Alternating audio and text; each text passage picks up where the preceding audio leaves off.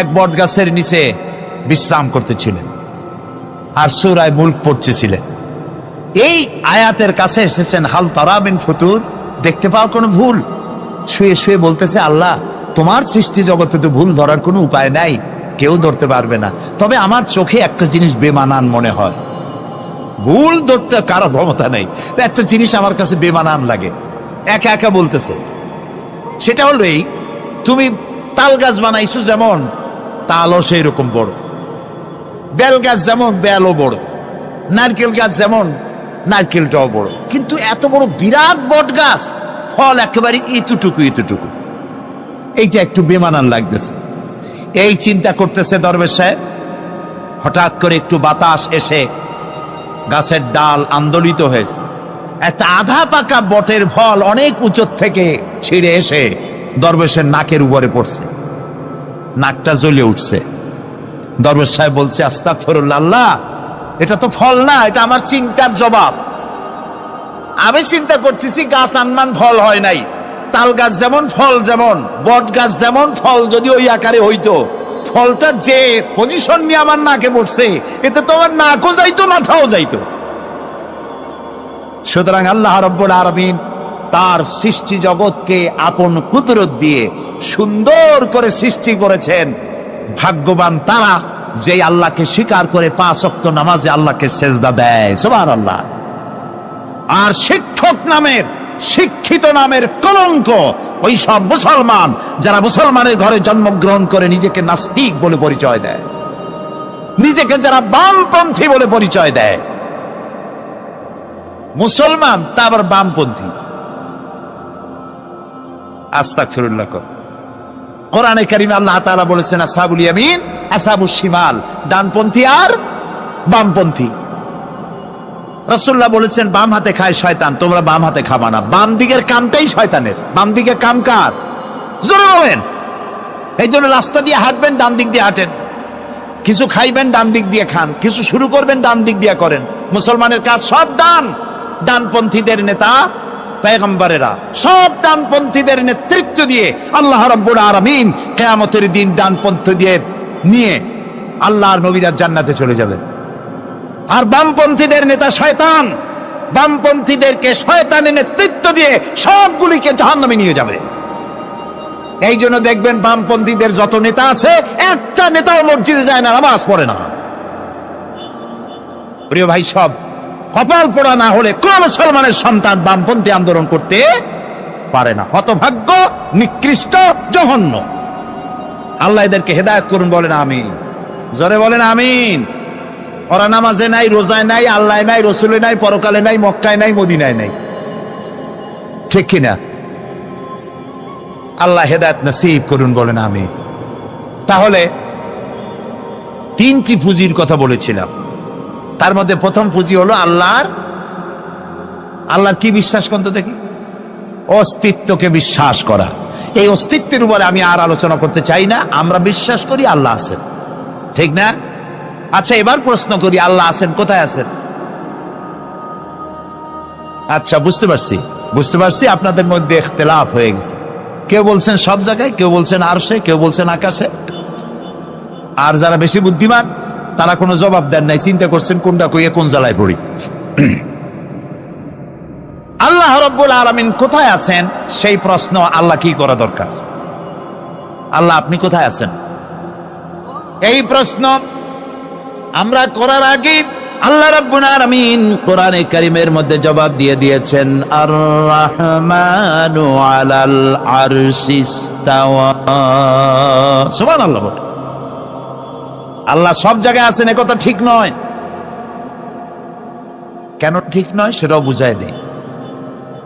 সব জায়গা বলতে তার মধ্যে তো টয়লেটও আছে। সব জায়গা বলতে আরো বহুত খারাপ জায়গা আছে, আমি সে জায়গাগুলির নাম নিলাম না। তাহলে আল্লাহ কি সেসব জায়গা আছেন? বলেন নাউজুবিল্লাহ। আল্লাহ নিজেই বলছেন আল্লাহ আছেন আরশে ইস্তাওয়া। আল্লাহ আছেন কোথায়? আরশে।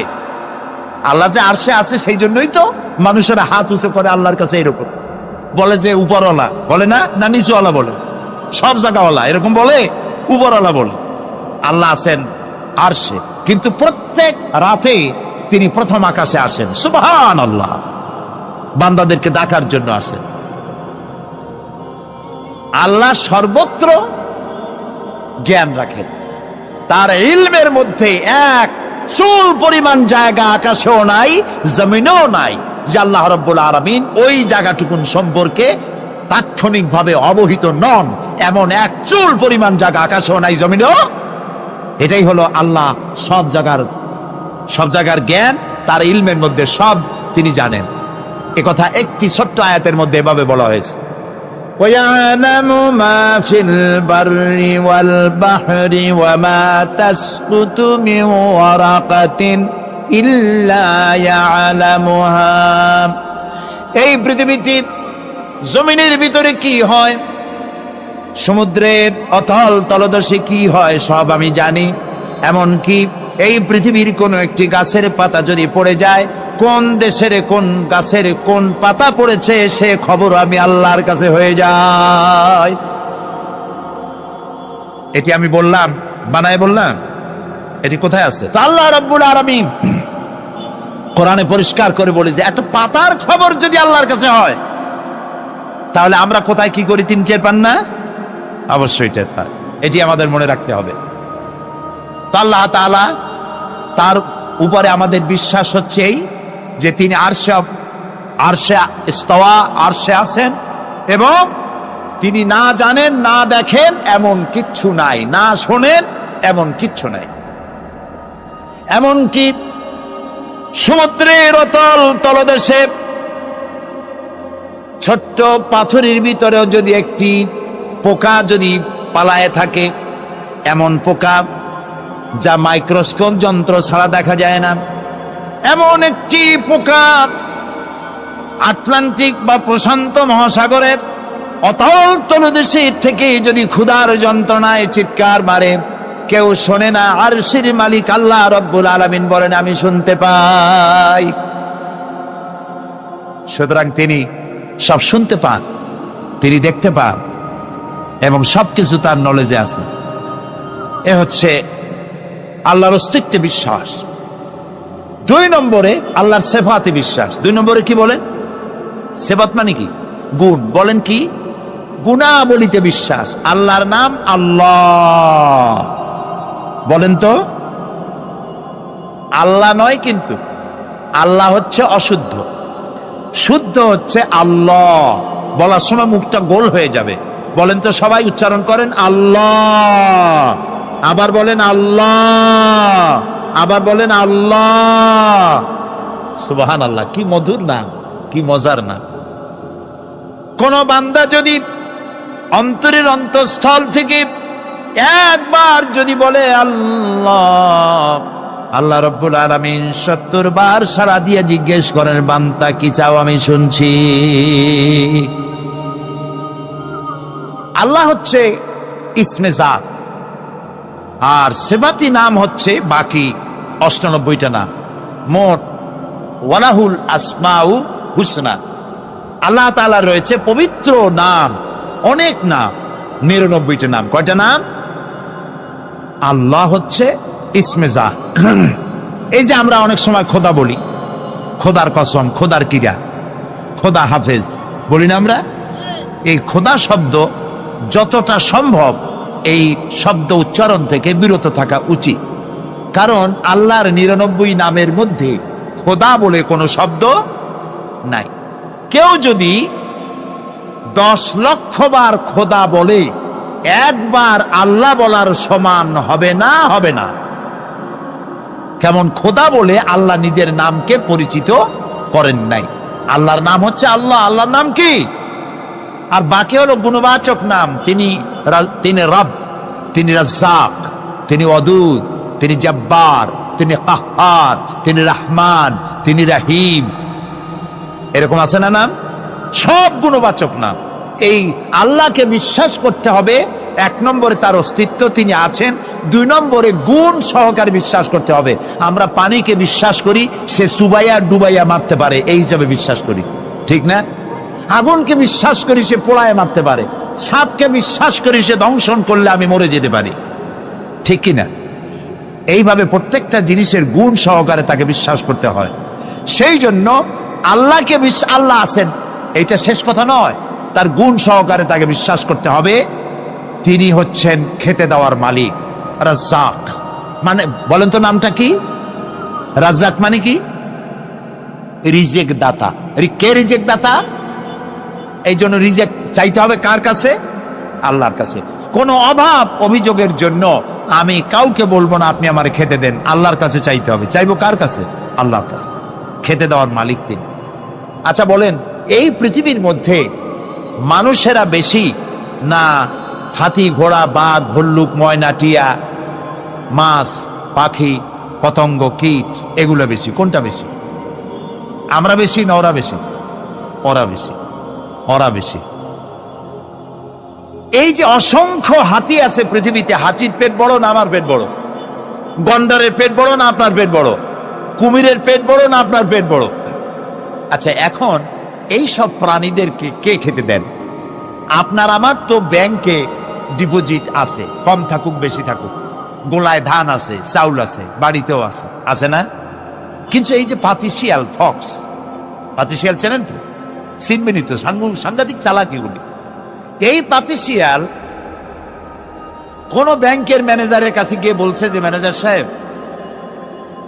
এখন তো পৌষ মাস, আমি 10টা মুরগি চুরি করে আনছি, আমার নামে একটা অ্যাকাউন্ট খোলে, বৃষ্টির সময় যখন আমি চুরি করতে পারবো না তখন এগুলি উইথড্র করে আমি আমার পেট বাঁচাবো। এই কথা বলেই শিয়ালের নামে, বাঘের নামে কোন অ্যাকাউন্ট আছে ব্যাংকে? কোরআন শরীফে আল্লাহ তাআলা বলছেন এমন অনেক প্রাণী আছে পৃথিবীতে যারা তাদের রিজেক সংগ্রহ করে রাখে না। আল্লাহ বলেন আমি আল্লাহ তাদেরকে রিজেক দিই। কে দেয়? কোরআনে কারিমে হযরত হুদ আলাইহিস সালামের ঘটনা আল্লাহ রাব্বুল আলামিন এভাবে এনেছেন, তামাম এলাকার মানুষ তার বিরুদ্ধে ক্ষিপ্ত হয়ে গিয়েছে। সমাজের লোক, রাষ্ট্রশক্তি হযরত হুদ আলাইহিস সালামের উপর অত্যাচারের পাহাড় ভেঙে দিয়েছে।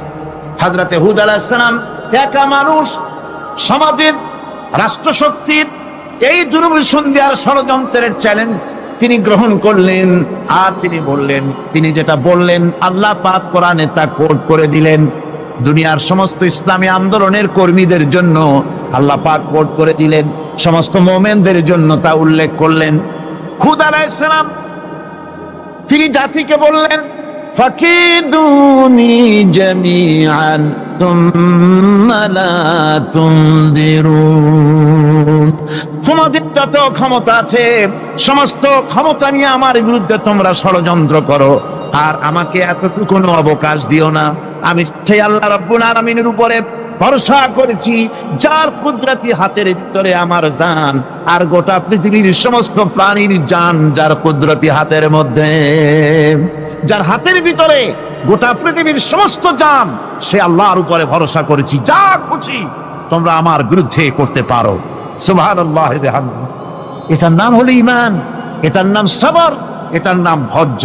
এই ধৈর্য আসে ঈমানে কামেল হলে পরে এবং আল্লাহর উপরে পরিপূর্ণ বিশ্বাস হলে পরে।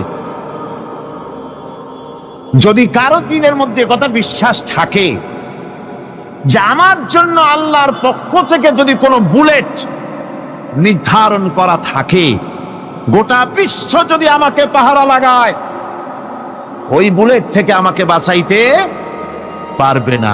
আর আমার জন্য যদি একটা বুলেট আল্লাহ কর্তৃক নির্ধারিত থাকে, তাহলে গোটা পৃথিবীর মানুষ চেষ্টা করেও সেই বুলেট থেকে আমাকে রক্ষা করতে পারবে না। হযরত আইয়ুব আলাইহিস সালামের সবরের ঘটনা কোরআনে কারীম তুলে ধরেছে। হযরত আইয়ুব 18টি বছর পর্যন্ত রোগের মধ্যে পড়ে আছেন। এত অসুখ করেছে, এত রোগ, শরীর পচে গিয়েছে, গায়ে পোকা ধরেছে, দুর্গন্ধ হয়ে গিয়েছে, বিবিরা চলে গিয়েছে, ছেলে মেয়ে পাড়ার লোকেরা দূর দূর করে তাড়িয়ে দিয়েছে। এবার জঙ্গলের ভিতরে গিয়ে আশ্রয় নিয়েছেন। এমন অবস্থা হয়েছে, শরীর পচে পচে জিহ্বায় যখন পোকা ধরা শুরু করে দিল, হযরত আইয়ুব আলাইহিস সালাম তখন আল্লাহ রাব্বুল আলামিনের দরবারে এই প্রথমবারের মতো তিনি বললেন, রব্বুল আলামিন, হায় আল্লাহ তাআলা, সমস্ত শরীর জড়া জড়া হয়ে গিয়েছে, গায়ে পোকা ধরেছি, আমি কোনো কথা বলি নাই, আমি খামোশ থেকে জিকির আজগার করতেছিলাম। আয় আল্লাহ, এখন দেখি আমার জিহ্বায় পোকা ধরেছে, পোকা ধরা শুরু হয়েছে। আমার জিহ্বাটায় পোকা তুমি দয়া করে দিও না, কারণ আমার জিহ্বায় যদি পোকা হয়ে যায় তাহলে তোমার মতো আল্লাহর জিকির আমি কি দিয়া করব? আমার জিহ্বাটা তুমি দয়া করে ভালো রাখো। কোরআনে কারীম বলছি, ওয়া আইয়ুবা ইয নাদা রাব্বাহু আন্নী মাসসানিয়াদ দুররু ওয়া আনতা আরহামুর রাহিমিন। স্মরণ করো সেই সময়ের কথা যখন আইয়ুব তার রবকে ডেকে বলেছিল, আমি অসুস্থ আর তুমি তো রহমান রহিম, দয়াময়। ভাষাটা দেখেন কি সুন্দর। এর থেকে কি আল্লাহর আর কিছু বলা লাগে? আল্লাহ পাকের কাছে তিনি বলতেছেন, আল্লাহ আমি তো অসুস্থ, আমি তো অসুখ করেছে আমার, আর তুমি তো দয়াময় রহমান রহিম। এক অন্ধ, ঈদের দিন কত অন্ধই তো আছে খয়রাত করার জন্য, ভিক্ষা করার জন্য, চতুর্দিকে ভিক্ষা করতেছে অন্ধরা। এক অন্ধ ঈদের গেটের কাছে দাঁড়ায় বলতেছে, ভাইরা আজ হচ্ছে ঈদের দিন আর আমি কিছু দেখতে পাচ্ছি না। তে বেশি পয়সা পাইল, মানুষের দিন তার প্রতি আকৃষ্ট হয়ে গেছে। আরে কি কথা, আজ ঈদের দিন, সকলে আনন্দ করছে আর আমি কিছুই দেখতে পাচ্ছি না। সে কিন্তু কিছু চায় নাই। ভাষার ভিতরে, কথা বলার ভিতরে এ ধরনের টেকনিক আছে। হযরত আইয়ুব আলাইহিস সালাম বললেন না যে আল্লাহ আমারে মাফ করে দাও, কষ্টের মধ্যে আছি। তিনি শুধু বলেছেন, রব্বুল আলামিন আমি অসুস্থ হয়ে পড়েছি, আমার অসুখ করেছে, আর তোমার নাম রহমান রহিম। এতটুকু কথা বলেছেন। আল্লাহ রাব্বুল আলামিনের দরজায়, তার দরবারে আইয়ুব আলাইহিস সালামের ডাক চলে গেছে। যায় নাই? কোন অসুবিধা আছে নাকি? কোন অসুবিধা নাই। পানির তলা দিয়া যদি কেউ ডাক দেয়, পাহাড়ের ভিতরে বসে যদি কেউ ডাক দেয়, আল্লাহ রাব্বুল আলামিন তা শুনতে পান। ইউনূস আলাইহিস সালাম মাছের পেটে বসে চিৎকার মেরেছিলেন, লা ইলাহা ইল্লা আনতা সুবহানাকা ইন্নী কুনতু মিনাজ জালিমিন। যিনি বলছিলেন, আয় আল্লাহ তাআলা আমি তোমার প্রশংসা করছি, তুমি ছাড়া উপাস্য নাই, মাবুদ নাই। আমি তোমার পবিত্রতা ঘোষণা করছি, আমি তো জালিমদের অন্তর্ভুক্ত হয়ে গেছি। বাস এতটুকুন কথাই বলেছেন। আল্লাহ পাক বলছেন, ইউনূসের ডাক তো কেউ শোনে নাই, পানির মধ্যে কেউ শোনে নাই, জমিনের কেউ শোনে নাই, মহাশূন্যের কেউ শোনে নাই, কিন্তু মাছের পেটের ভেতরে থেকে, গভীর অতল দরিয়ার তলদেশ থেকে মাছের পেটের ভিতরে বসে আমার ইউনূস যে ডাক দিল, ওই ডাক আমি আরশের মালিক আমি শুনতে পেয়েছি, আর সঙ্গে সঙ্গে জবাব দিয়েছি। ফাস্তাজাবনা লাহু ওয়া নাজ্জাইনাহু মিনাল গাম্মি ওয়া কাযালিকা নুজিল মুমিনিন। ডাকের সাড়া দিলাম, বিপদ দিয়া বাঁচায় দিলাম। শুধু ইউনূসের না, আল্লাহ পাক এ জায়গায় আবার ওয়াদা করলেন, দুনিয়ার যত মুমিন বান্দা আছে তারা যদি কখনো বিপদে পড়ে যায় আর আমারে যদি ডাকে, আমি এইরকম করে বিপদ থেকে বাঁচাইয়া দেব। আইয়ুব আলাইহিস সালাম যখন আল্লাহ রাব্বুল আলামিনের কাছে ফরিয়াদ করলেন, আল্লাহ পাক তখন বলছেন, কোরআনে কারীম বলছে, ফাস্তাজাবনা লাহু فكشفنا ما به من ضر وآتيناه أهله ومثلهم معهم رحمة من عندنا وذكرى للعابدين। আমি আইয়ুবের দোয়া কবুল করে নিলাম, শুধু তার পরিবার বর্গই দিলাম না, বরং আরো কিছু নিয়ামত আমি তাকে দান করে দিলাম। এবং তাই জন্য যেহেতু তারা ছিল আমার অনুগত বান্দা, আমার বাধ্যগত, আমি এই জন্য রহম করেছি, সমস্ত রোগ শোক আমি মাফ করে দিয়েছি। আমাদের সামান্য একটু জ্বর হয়, যদি 2-3 দিন জ্বর হয়েছে, জ্বর ছাড়ে না, বলে যে এত ভালো ভালো কাজ করি তারপর আমার এত জ্বর হওয়া লাগে। অমুকরা এত পাপ করে, তা তো কিছুই হয়নি। খালি আল্লাহ আমার চোখে দেখলো, আমার বউর অসুখ, আমার অসুমুড়ি সারি না। ভাইরা, আপনি ঠিক পান না যে কি গুনাহ আপনি করেন। কোরআনে কারীম বলছি, وَمَا أَصَابَكُم مِّن مُّصِيبَةٍ فَبِمَا كَسَبَتْ أَيْدِيكُمْ وَيَعْفُو عَن كَثِيرٍ। যত বিপদ তোমাদের উপর আছে সব দুই হাতের কামাই করা। আর আমি তো অনেকগুলো ক্ষমা করে দেই। তোমরা যত পাপ করো, আকাম করো, সবগুলির শাস্তি যদি দুনিয়ায় দিতাম, শ্বাস করার সময় পেতে না। অসুখ হলেই অধৈর্য হয়ে যেও না, ধৈর্য ধরো। আল্লাহ পাক বলেন, শুধু আইয়ুব নয়, ওয়া ইসমাঈল ওয়া ইদরিস ওয়া যাল কিফলি কুল্লুম মিনাস সাবিরিন। এইভাবে করে ইসমাঈল, ইদ্রিস, জুলকিফল সবাই ছিল ধৈর্যশীল। জোরে বলেন সুবহানাল্লাহ। ধৈর্যের চরম পরাকাষ্ঠা ছিলেন তিনি। কোরআনে কারীম নবীদের এই কথাগুলি আমাদের শোনাচ্ছেন। হযরত ইয়াকুব আলাইহিস সালাম, কলিজার টুকরা সন্তান হযরত ইউসুফ আলাইহিস সালামের জন্য তার মনটা পাগল ছিল। এত সুন্দর করে আল্লাহ তারে বানাইছিলেন, এত তিনি ছিলেন সৌন্দর্যের পিরামিড, যারে দেখলে চোখ ফিরানো যায় না। এমন সুন্দর সুপুরুষ, যারে দেখি সেই যুগের সুন্দরী যুবতী মেয়েরা রূপের মোহে পড়ে নিজেদের আঙ্গুলগুলি কেটে ফেলে দিয়েছিল। রূপের মোহে এমন অবশ হয়ে গেছে, আঙ্গুল কেটেছে, হাত কেটেছে, টের পায় নাই। আবার ভুল বুঝবেন না, দুনিয়ার সেরা সুন্দর পুরুষ ইউসুফ আলাইহিস সালাম, তা কিন্তু রাসূলের চাইতে বেশি নয়। হযরত উম্মুল মুমিনিন আয়েশা রাদিয়াল্লাহু তাআলা আনহা তিনি বলেছেন, যেই সব সুন্দরী রমণীরা ইউসুফ আলাইহিস সালামকে দেখে রূপের মোহে পড়ে নিজেদের আঙ্গুলগুলো কেটে ফেলেছিল, ওরা যদি আমার হাবিবকে দেখতো, ওরা যদি আল্লাহ রাসূলকে দেখতো, তাহলে হাত কাটতে কাটতে কোন ফাঁকে যে কলিজা কেটে ফেলে দিত, ওরা টের পেত না। আবার বন্ধুগণ, হযরত আইয়ুব আলাইহিস সালাম সন্তানের মায়া, অন্যান্য ভাইরা হিংসায় পড়ে গেল, তারা নিয়ে তাকে কুয়ায় ফেলে দিল। সেখান থেকে তারা একটা ছাগল বা কোনো পশু জবাহ করে তার রক্ত মাখাইয়া জামা এনে হাজির করে দিল হযরত ইয়াকুব আলাইহিস সালামের সামনে, যে তারে নিয়ে খেলা করতে গিয়েছিলাম, আমরা খেলায় লিপ্ত ছিলাম, বাগে খাইয়া ফেলাইছে। এগুলি কি গপ্প? এগুলি কি কোরআন? আল্লাহ পাক শোনাচ্ছেন, বিশ্ববাসীকে শোনাইছেন। সূরা ইউসুফের চাইতে এত সুন্দর উপাখ্যান গোটা পৃথিবীতে আর নাই। সুবহানাল্লাহ।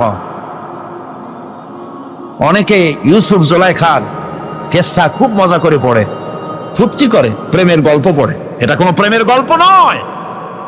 ইউসুফ আলাইহিস সালাম, জুলাইখা ইউসুফ আলাইহিস সালামের জন্য কাঁদতে কাঁদতে চোখ কানা হয়ে গেছে। এরপর ইউসুফ আলাইহিস সালাম জুলাইখারে পাওয়ার জন্য পাগল হয়ে গেছে। নাউজুবিল্লাহ, এটা হয়নি কখনো। তিনি আল্লাহর পয়গম্বর, আর আল্লাহ কেমনে তারে বাঁচিয়েছেন? যখন জুলাইখা ঘরের ভিতরে সুন্দর করে যৌন উন্মাদনামূলক চিত্র অঙ্কিত করে ঘরের মধ্যে আটকায় দিয়েছে, তালা লাগায় দিয়েছে, আর নিজে যৌন দীপক কাপড় চোপড় পরেছে না পরার মতোই। সে যুগের সুন্দরী মেয়ে জুলাইখা, তার কুপ্রবৃত্তিকে চরিতার্থ করার জন্য আহ্বান করা হয়েছে। হযরত ইউসুফ আলাইহিস সালাম লক্ষ্য করে দেখলেন, এমন জায়গা, এখান থেকে পালাবার তো পথ নাই, দরজা বন্ধ করে দিয়েছে। তিনি শুধু তখন কেবলমাত্র আল্লাহ রব্বুল আলামিনকে ভয় করলেন। আল্লাহকে ভয় করে আল্লাহর নাম নিয়ে যখন তালাবদ্ধ দরজার দিকে দৌড় দিয়েছেন, আল্লাহ রব্বুল আলামিন আপন কুদরতে তালাগুলি খুলে দরজা তার জন্য উন্মুক্ত করে দিলেন। ইউসুফ আলাইহিস সালামকে ফালাই দিয়ে এভাবে করে কাপড় এনে দিল তার সামনে, রক্তমাখা কাপড় পেয়ে হযরত ইয়াকুব আলাইহিস সালাম সন্তানদের মুখে কাহিনী শুনে তিনি কি বললেন? কোরআনে কারীম তা কোট করেছে। তিনি চিক দিলেন না, ফাল দিলেন না, ফিট হয়ে পড়লেন না। তিনি বললেন, কলিজার টুকরা সন্তান তার মরার খবর শুনেছেন? তিনি বললেন কি? ফাসাবরুন জামিলুন ওয়াল্লাহুল মুস্তাআনু আলা মা তাসিফুন। আমি উত্তম সবর অবলম্বন করব। তোমরা যে কাহিনী রচনা করেছো এর বেলায় আমি আল্লাহর কাছে সাহায্য চাই। আমি উত্তম সবর অবলম্বন করব। আমার ভাইয়েরা, 11 ভাই মনে করেছিল ইউসুফ আলাইহিস সালামকে মরণ কুয়ায় ফেলায় দিছি। তারা তো ঠিক পায় নাই এটা মরণ কুয়া না, এটা হচ্ছে একটা সুড়ঙ্গ, যাকে ইংরেজিতে বলে টানেল। এটা এমন একটা সুড়ঙ্গ, ওরা মনে করেছে মরণ কুয়া, কিন্তু আল্লাহ রাব্বুল আলামিন এই কুয়াতে এমন বানালেন, ওরা একদিকে ফেলায় দিল মরণ কুয়ায়, এ কুয়ার আর এক মুখ দিয়া আল্লাহ রাব্বুল আলামিন ইউসুফ আলাইহিস সালামকে নিয়ে মিশরের সিংহাসনে বসায়া দিলেন। এটা মরণ কুয়া নয়, এটা রাজ সিংহাসনে বসার সুড়ঙ্গ পথ। ইউসুফ আলাইহিস সালাম আজ প্রেসিডেন্ট, সুবহানাল্লাহ, প্রেসিডেন্ট হয়ে বসে আছেন। ওদিকে কেনানে অভাব লেগে গেছে, সেখানকার মানুষেরা সাহায্য নিতে এসেছে, ওই 11 ভাইও আসছে। হযরত ইউসুফ আলাইহিস সালাম দেখেই চিনে ফেলেছে, ওরা কিন্তু তখনও ঠিক পায় নাই।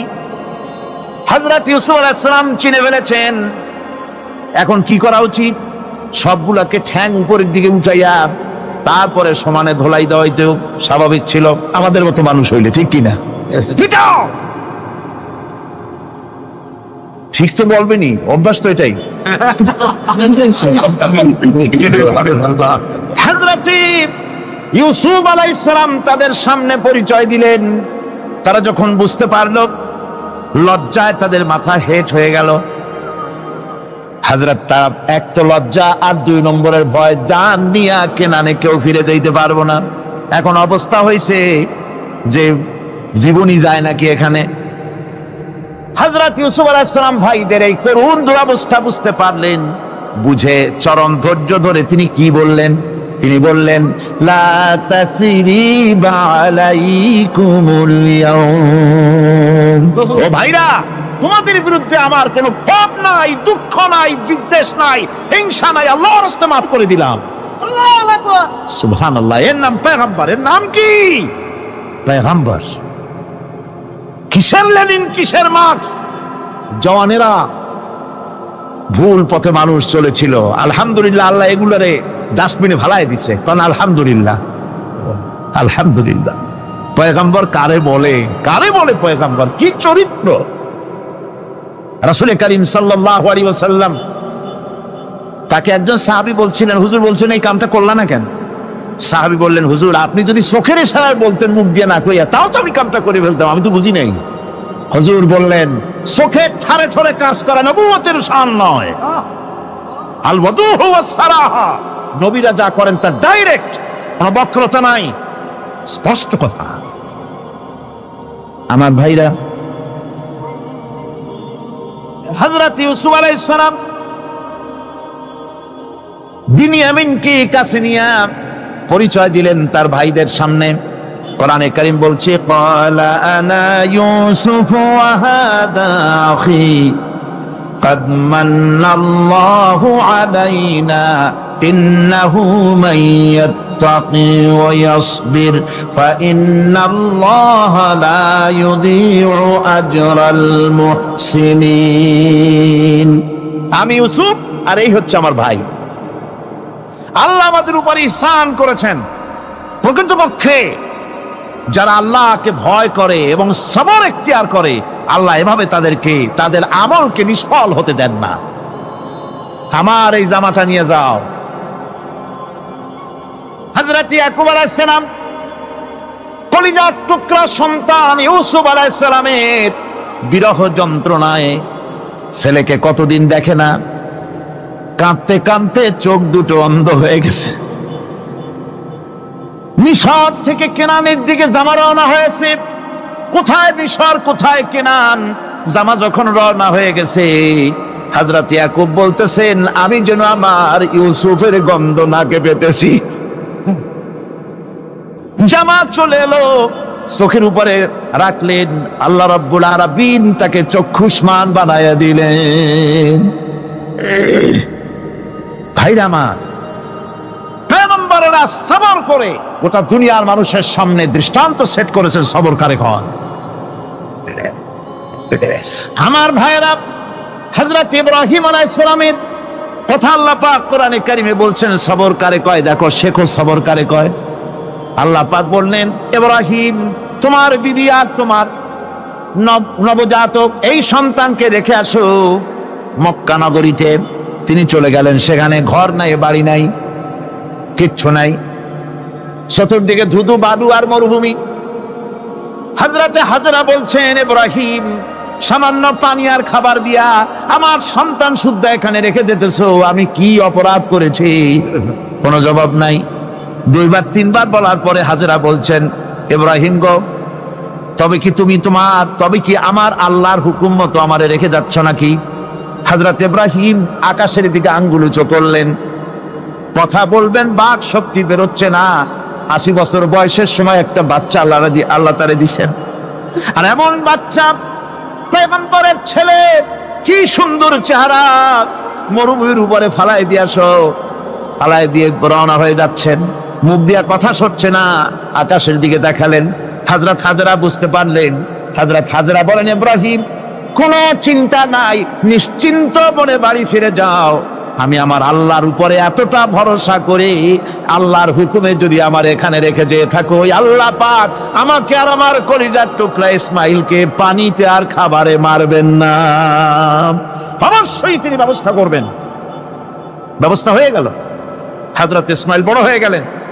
আল্লাহ পাক অর্ডার করলেন, জবাহ করো ছেলেকে। হযরত ইব্রাহিম আলাইহিস সালাম যখন জবাহের প্রস্তাব করলেন, হযরত ইসমাইল তা আপত্তি করতেন, বাবাজি আমার মায়ের আর আমাকে বাচ্চা অবস্থায় ফেলে গেলেন, খাবার দেন নাই, পরার দেন নাই, বছরের পর বছর আমাদের এখানে কাটলো, দেখতেও আসেন নাই, আজ আসছেন জবাহ দিতে, এটা কেমন কথা? কি ধরনের বাপ আপনি? এরকম বলছে নাকি? এরকম বলছে। হযরত ইব্রাহিম আলাইহিস সালাম প্রস্তাবটা কিভাবে পারলেন? আল্লাহ পাক কোরআনে কারিমে দৃষ্টান্ত রেখে দিয়েছেন। আল্লাহ পাক বলছেন, হযরত ইব্রাহিম ছেলেকে বললেন, ইয়া বুনাইয়া, ইয়া বুনাইয়া, হে আমার কলিজার টুকরা লাডলা, হে আমার কলিজার টুকরা সন্তান, ইন্নী আরা ফিল মানাম আন্নী আযবাহুক, আমি স্বপ্নে দেখছি আমি যেন তোমাকে জবাহ করতেছি, ফানজুর মাযা তারা, তোমার রায় কি বলো? আমি তো স্বপ্নে দেখছি যে আমি তোমার জবাহ করতেছি, এখন তোমার রায় কি, তোমার মত কি? হযরত ইসমাঈল আলাইহিস সালাম শুনিয়া দিলেন দৌড়, নাকি না? হযরত ইসমাঈল আলাইহিস সালাম ধৈর্যের প্রতীক, তিনি কি কথা বললেন? তার মুখের কথা কোরআন শরীফে আল্লাহ পাক উঠায় দিলেন। হযরত ইসমাঈল বললেন, ইয়া আবাতি ফাআল মা তু'মারু সাতাজিদুনি ইনশাআল্লাহু মিনাস সাবিরিন, হে আমার পিতা, আপনি যে ব্যাপারে আদিষ্ট হয়েছেন আপনি তা পালন করুন, অবশ্যই আমাকে ধৈর্যধারীদের মধ্যে পাওয়া যাবেন। সুবহানাল্লাহ। এক বর্ণনা এসেছে, হযরত ইসমাঈল বললেন, আব্বাজান আমি ধৈর্যধারীদের ভিতরে আমারে পাবেন, তবে জবাহ করার আগে আমার হাত পাটা একটু বেঁধে নেন, কারণ জবাহের যন্ত্রণায় আপনার গায়ে যদি আমার হাত পা লেগে যায় তো বেয়াদবি হয়ে যেতে পারে, আর আমি মরে আমার জবাহ হয়ে যাওয়ার পর আমার রক্ত মাখা জামাটা নিয়া আমার মা হাজেরারে দিবেন, কারণ তাকে মা বলবার মতো আর তো কেউ নাই। হযরত ইব্রাহিম তাকে বাঁধবার জন্য প্রস্তুতি নিলেন। হযরত ইসমাঈল বলছেন, আব্বাজান বাঁধবেন না, বাঁধার প্রয়োজন নাই। বলে, কেন? একবার বাঁধতে বললে আবার তুমি নিষেধ করছো কেন? ছেলে বলছেন, আব্বাজান বাঁধবো না এই জন্যে, হয়তো কিয়ামতেই প্রশ্ন উঠতে পারে যে আল্লাহর হুকুমে রাজি ছিল না বলে হাত পা বাঁধা জবাহ করছে, আমি এই সুযোগ দিব না, আপনি জবাহ করেন, আমি এতটুকু নড়াচড়া করব না। ধৈর্যের চরম প্রতীক। হযরতে ইসমাঈল আলাইহিস সালাম দেখাই দিয়েছেন ধৈর্য কারে কয়। আমার বন্ধুগণ, এই পৃথিবীর সবচাইতে ধৈর্যের বড় প্রতীক হতেছেন ইমামুল মুরসালিন, আশরাফুল আম্বিয়া, সাইয়্যিদুল মুরসালিন জনাবে মুহাম্মাদুর রাসূলুল্লাহ সাল্লাল্লাহু আলাইহি ওয়াসাল্লাম। আমার বন্ধুগণ, সবচাইতে বড় ধৈর্যের প্রতীক তিনি। কাউকে একটা গালি দেন নাই জীবনে, কাউকে ঠাট্টা করেন নাই, কাউকে মারেন নাই, কারো মনে দুঃখ দেন নাই। তিনি দুঃখ পেয়েছেন, তিনি কাউকে দুঃখ দেন নাই। তিনি কষ্ট পেয়েছেন, কাউকে কষ্ট দেন নাই। আমার ভাইয়েরা, তায়েফের ময়দান, আমার নিজের চোখে তায়েফে যেদিন আমি তায়েফ দেখলাম, আমি তায়েফে ঢুকেছি, জীবনে কোনোদিন যাই নাই। রমজান মুবারকে আমি সেখানে গেলাম, আমাকে বসার জন্য তারা নিয়ে যাবে। আমি বললাম আগে বসবো না, আমারে আগে নিয়ে যাও, আমার নবীকে কোন জায়গায় ওরা মেরেছিল সে জায়গাটা দেখাও। তায়েফের সেই গলিতে যখন আমি গিয়েছি, দুই দিকে পাহাড় দাঁড়ানো, তায়েফের লোক আমার সাথে ছিল, তারা বলল এই জায়গাটা প্রথম যেখানে চতুর্দিক থেকে নবীজিকে পাথর মারছিল আর আল্লাহর নবী বেহুশ হয়ে পড়ে গিয়েছিলেন। 3টা দিন না খাওয়া, হযরতে খাদিজা নাই, আবু তালিব নাই, মক্কায় জায়গা নাই পা রাখার। নবীজি 3টা দিন ঘুরলেন। নেতারা বলল তুমি যদি নবী ভাবে তো এতিম হলে কেন? আল্লাহ নবী বানাবার জন্য কি একটা ধনী মানুষ পায় না? তোমার মতো এতিম আর গরিবের নবী বানাইলো কেন? আল্লাহ নবী 3 দিন পর যখন দেখলেন কেউ দাওয়াত শোনে না, কেউ মানে না, কেউ গ্রহণ করে না, তখন তিনি নেতাদের অনুরোধ করলেন, ঠিক আছে দাওয়াত তো কবুল করলে না, তবে একটা কাজ করো, অন্তত আমি যে তায়েফে আসছিলাম এই খবরটা মক্কায় দিও না, ওরা আরো অত্যাচার বাড়ায় দেবে। এই কাফিরগুলি খবর তো মক্কায় পাঠালো, আর সমস্ত যুবকদেরকে লেলিয়ে দিল। যুবকেরা চতুর্দিকে দাঁড়াইছে, রাসূলকে পাথর মারা শুরু করে দিল।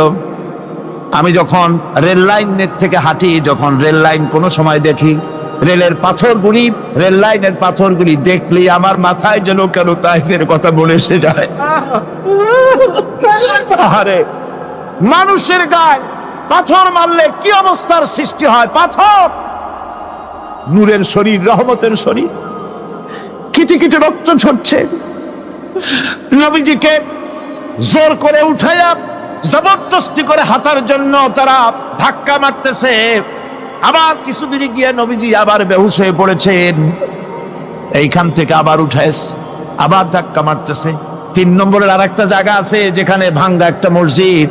তায়েফের লোকেরা আমাকে বলল এই জায়গাটা হলো শেষ জায়গা যেখানে রাসূল করিম 3য়-বারের মতো বেহুশ হয়েছিলেন, এখানেই হুজুরের রক্ত ঝরেছে বেশি।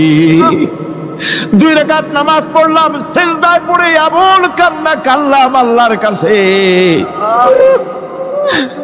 নবীজি যখন হুঁশ এসেছে, হযরতে জিবরাইল বলেন, ইয়া রাসূলুল্লাহ, আপনার এই কষ্ট দেখে ফেরেশতারা কাঁদতেছে, আপনি অনুমতি দিয়ে দেন এই 2 পাহাড়কে মিলাইয়া সমস্ত তায়েফবাসী কাফেরগুলি মাটির সাথে মিশাইয়া দেই। নবীজি বললেন, জিবরাইল, আমি যদি হুকুম করি আর আমার হুকুম মতো যদি এই কাম করো, একটা কাফেরও যদি না বাঁচে তাহলে কার মুখে পৌঁছাবো লা ইলাহা ইল্লাল্লাহু মুহাম্মাদুর রাসূলুল্লাহ। আমার ভাইরা, হযরত সাল্লাল্লাহু আলাইহি ওয়াসাল্লাম উঠে বসলেন। এমন সময় হযরতে যায়েদ শরীরের রক্তগুলি মুছে দিতেছেন। হযরত সাল্লাল্লাহু আলাইহি ওয়াসাল্লাম বসে 2খানা হাত উত্তোলন করলেন। নবীজির চোখ থেকে পানি গড়ায় পড়তেছে। আরে কেউ নাই, আল্লাহ ছাড়া কেউ নাই সাহায্য করার। নবীজি হাত তুলে মোনাজাত করতেছেন, চোখ দিয়া পানি পড়ে দাড়ি ভিজে পড়তেছে, গায়ে দিয়া রক্ত ঝরতেছে। নবীজি কি দোয়াটা করলেন? বদদোয়া করলেন না, গজব দিতে বললেন না। নবীজি দোয়া করলেন, রব্বুল আলামিন, এই তায়েফের লোকেরা আজকে আমার সাথে যে ব্যবহারটা করেছে, ওরা বোঝে নাই যে আমি তোমার নবী, ওরা বোঝে নাই যে আমি তোমার রাসূল, না বুঝে আমার উপরে যে অত্যাচারটা করলো, আল্লাহ তুমি এই জন্য রাগ করে এই তায়েফে তুমি গজব দিও না। আল্লাহ পাক পরবর্তী সময় হুজুরকে স্মরণ করাই দিলেন, ওয়া মা আরসালনাকা ইল্লা রাহমাতাল লিল আলামিন। ও নবী, আপনি হচ্ছেন আমার সমস্ত সৃষ্টি জগতের জন্য, আপনি আমার রহমত, আমার গোটা বিশ্বের জন্য আপনার, আমার সৃষ্টি জগতের জন্য আপনি আমার করুণা। একটা লোক রাসূলের এই কষ্ট দেখে বাগান থেকে এক গ্লাস আঙ্গুরের শরবত এনে হাজির করেছে। এত কষ্টের পর 3 দিনের না খাওয়া আঙ্গুরের একটা শরবত পাইয়া হুজুর খুব খুশি হলেন। শরবত গ্লাস পান করে হুজুর বলছেন, তোমার নাম না আত্তাস? তিনি বলছেন, হ্যাঁ হুজুর, আমার নাম আত্তাস। তোমার বাড়ি না ইউনূস আলাইহিস সালামের গ্রামে? বলে, হ্যাঁ, আমার বাড়ি সেই গ্রামে। তা আপনি কি করে জানলেন আমার নাম আত্তাস আর আমার বাড়ি ইউনূস আলাইহিস সালামের গ্রামে? আপনি জানলেন কি করে? হুজুর বললেন, আমি নবী, হযরত ইউনূস নবী, একজন নবীর খবর আর একজন নবীর কাছে থাকে। রাসূল করিম সাল্লাল্লাহু আলাইহি ওয়াসাল্লাম সবর ইখতিয়ার করেছিলেন, ধৈর্য অবলম্বন করেছিলেন, আর আল্লাহ পাক তাকে নির্দেশ করেছেন, সবর করো। ওয়াত্তাবি' মা ইউহা ইলাইকা ওয়াসবির হাত্তা ইয়াহকুমাল্লাহ। তুমি কেবল সেই জিনিসের অনুসরণ করো যা আমি তোমার প্রতি অবতীর্ণ করেছি। আমি আপনার উপরে যেটা অবতীর্ণ করেছি ওটা অনুসরণ করুন, আর সবর ইখতিয়ার করুন যতক্ষণ না আল্লাহর পক্ষ থেকে চূড়ান্ত ফয়সালা না আসে। ধৈর্য ধরুন, ধৈর্য ধরুন। আমার ভাইরা, কাফেরদের নির্যাতনের মোকাবেলায় আল্লাহ পাক তার হাবিবকে সান্ত্বনা দিয়েছেন। যখন কাফেররা নির্যাতন করতেছে, হারে হযরতে বেলাল নির্যাতিত, হযরতে সুমাইয়া নির্যাতিতা, হযরতে খাব্বাব, হযরতে খুবাইব, হযরতে আম্মার রিদওয়ানুল্লাহি তাআলা আলাইহিম আজমাইন, এত মার হতেছে। হযরতে ওমর হযরতে খাব্বাব রাদিয়াল্লাহু তাআলা আনহুকে খোলা গায়ে দেখে বলছিলেন, খাব্বাব রে, তোমার পিঠে এত গর্ত কেন? এত গর্তওয়ালা পিঠ তো আমি মানুষের দেখি নাই, এত চিকুন কোমরওয়ালা মানুষও তো দেখি নাই। তিনি বলেছেন, ওমর, তুমি কি ভুলে গেছো?